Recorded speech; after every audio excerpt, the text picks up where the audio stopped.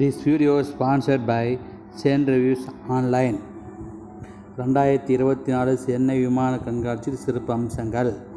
சென்னையில் வானத்தின் ஞாயிற்றுக்கிழமை நடைபெற்ற வான்வழி காட்சியில் கிட்டத்தட்ட 72 விமானங்கள் பங்கேற்றன.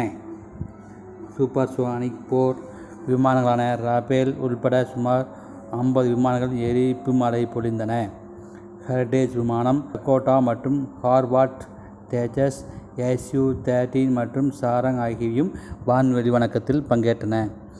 சுகாய் Su-30 போர் விமானம் லூப் டம்பிள் யாவ் சுழற்சித்திறனை நிகழ்த்தியது மற்றும் எரிப்புகளை வழங்கியது.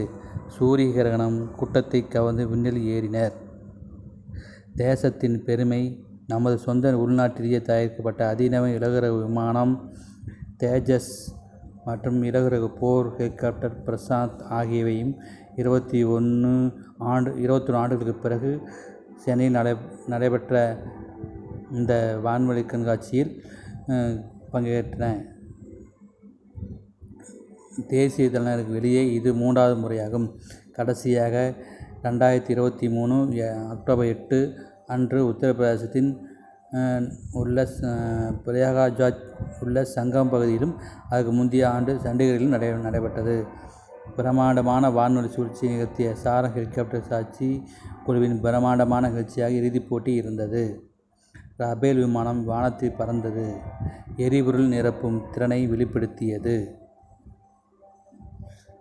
மற்றும் டக்கோட்டா செயலில் இருப்பது பார்ப்பதற்கு ஒரு சாட்சியாக இருந்தது. சூரிய கிரண் ஏர்போர்ட்டிக் குழு பார்வைகளுக்கு சல்யூட் எடுத்து கைவிடப்பட்டது.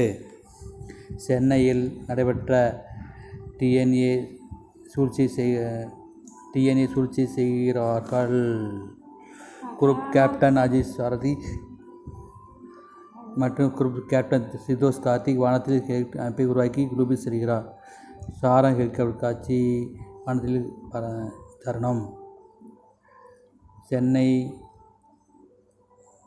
ஞாயிற்றுக்கிழமை நடைபெற்ற இந்த வானொலி கண்காட்சியில் 1 மணி நேரம் இந்த சென்னை மக்கள் இந்த வானொலி காட்சியை கண்டு ரசித்தனர்.